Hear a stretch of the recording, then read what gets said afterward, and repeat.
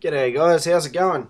Now, I have been playing through a little bit more and I got to, that's right, the first crafting pylon. And I remember the first time I tackled this one, I did struggle quite a bit. In fact, I was stuck on it for a few days. I was like, how on earth can I do this? And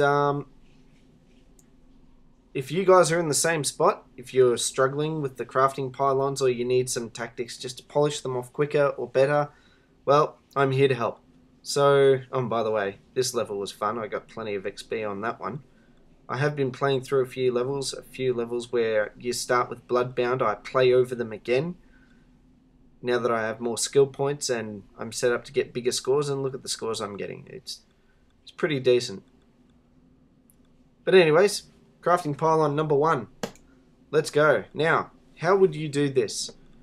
Well, crafting pylons, they are essentially gates. You cannot go further into the battlefield without first finishing them. It's the way it's set up on the map, and they are set up to be difficult levels. So instead of aiming to get a lot of experience points, again, like some other levels, like I've explained in previous videos, that you just need to pass them. So amount of monsters, normal. Monster hit points, normal.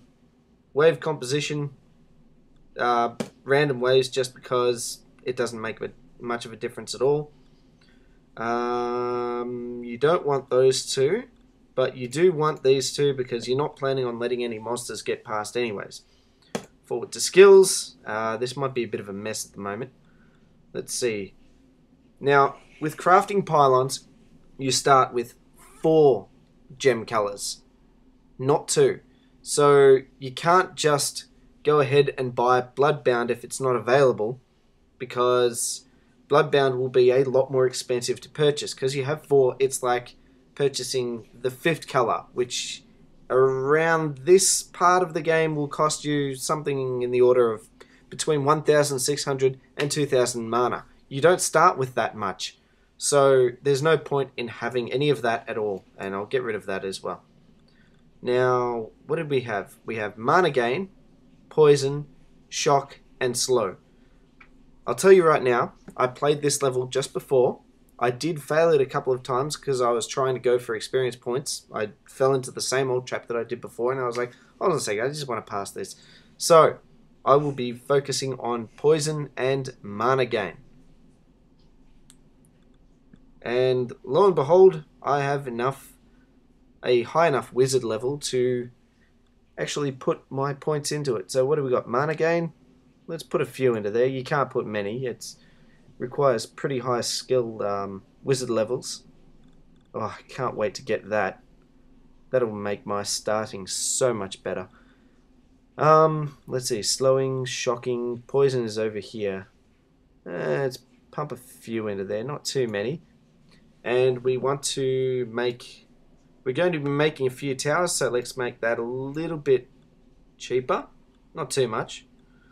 Let's see. Gem creating and combining. I'll put a couple in there. Oh, maybe one.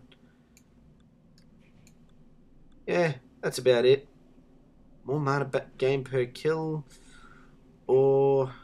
I won't be extending my mana pool, and I will not be unlocking any gem types, so I don't need any skill points in this one for the crafting pylon. Where to put my remaining skill points? I got enough poison, it doesn't have to be much. Yeah, let's waste it all in there, why not? More mana per kill. Let's start this battle. Now, first thing you want to do is use your walls to shape the path. Make it a little bit easier for you. I'm going to make all monsters come down here, then through here, around the pylon, down and around. Plenty of opportunities to kill them easily. Now I'm going to make a couple of towers. I'm going to put one here, and I'm going to put one here. I'll explain why in a second, but let's just get our gems first. Now let's make a half-half grade 2 gem of poison and mana. Just ignore shock and slow, you don't need them. Upgrade it once, duplicate it, put it in the towers. Now with this setup, what I'm trying to do is charge up this pylon by charging it, you attack it. It's kind of the opposite to when you use gems to attack something like a tomb or a monster nest. Instead of dragging down the hit points, what you're doing is you're pumping it up, you're charging it. And this crafting pylon for this level requires you to charge it up to 10,000. That sounds like a lot, and it is a lot. And it does take a long time to do it, but it is entirely possible at this early stage of the game. You don't really need to go back and play a lot of other levels to try and get a lot of skill points. I'll show you that it's quite simple. All you have to do is have one tower fairly early on in the paths of the monsters to try and pick off as many of those as possible, because you want a lot of towers here with gems attacking this crafting pylon, and you don't want them disturbed. So try and kill as many monsters as you can before they get to around this part of the path. Give your towers more chance to kill it. It's pretty much the same sort of idea as when you're trying to kill a mana shard, but I haven't discussed mana shards yet, or at least not this early in the game. I have in the past. I do have a video on it. It's the same sort of principle. You just want to attack it, and you don't want it to be disturbed, because it just works out better for you that way.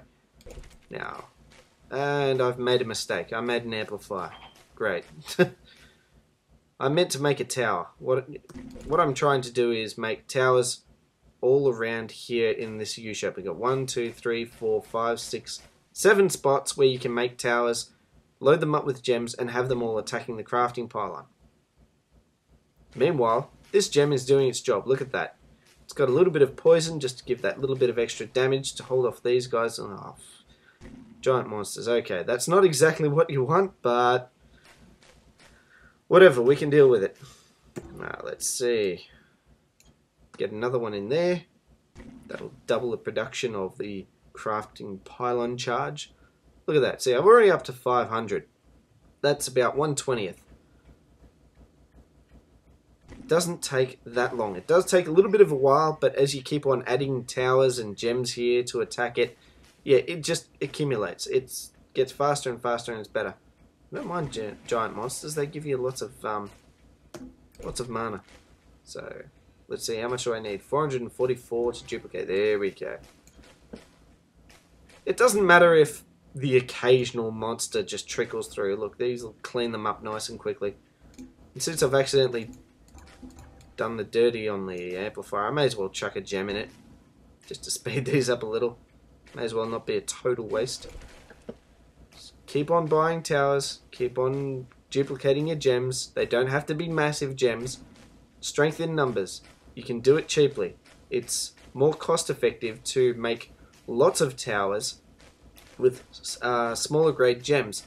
And the reason for that is, well, with this setup, we do have swarm levels coming onto the field. Now, they're not that bad. It's not like we've got twice the amount of monsters and twice the amount of hit points. We didn't set it up like that. But there is still swarm monsters on the battlefield, and a few of them will sneak past here. So it's better just to have lots of gems able to attack them. And there I am falling asleep. I should have been onto that earlier. Let's see.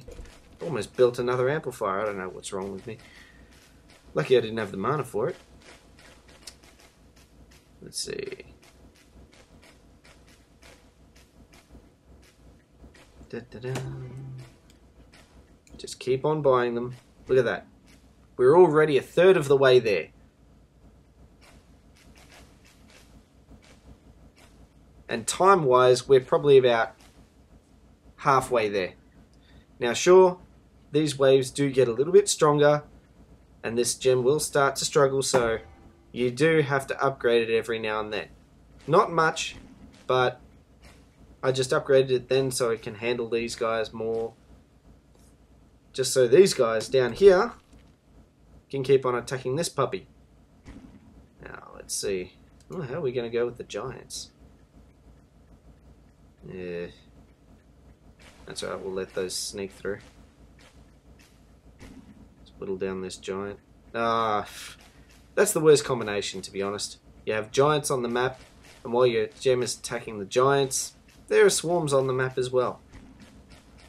Monsters will always trickle past. It just happens. Now, why did I pick poison and mana? Well, Poison, you need poison for this tower, mostly, just so it can handle the monsters much longer than normal. Bloodbound would have been ideal, but we don't have Bloodbound and it's too expensive, so screw that for an idea.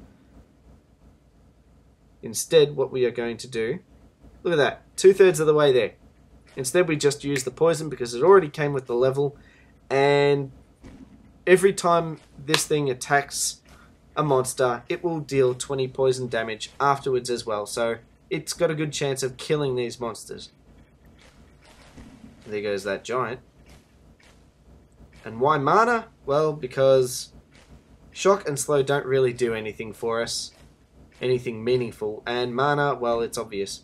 More mana is nice. Wow, speaking of more mana, I've got lots of mana, so I'm going to upgrade a couple of these. Didn't mean to upgrade that twice, I meant to just upgrade it once. That was a slip of the finger. Yeah, I think you get the general idea. I didn't really go and do anything special or out of my way to get enough skill points to set myself up like this. I just looked at the level, I saw what was important, prioritized, set it up. You saw how I set it up with my skill points. And yeah, we're at the point where, bang, level done. Just sit back and enjoy the cinematic.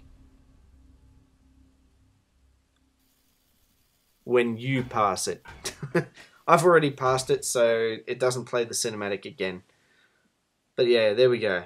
There's 1,897 is my highest score. It's not very high, but we don't care. We just wanted to pass the level. Oh wait, my bad. There is a cinematic. Ooh.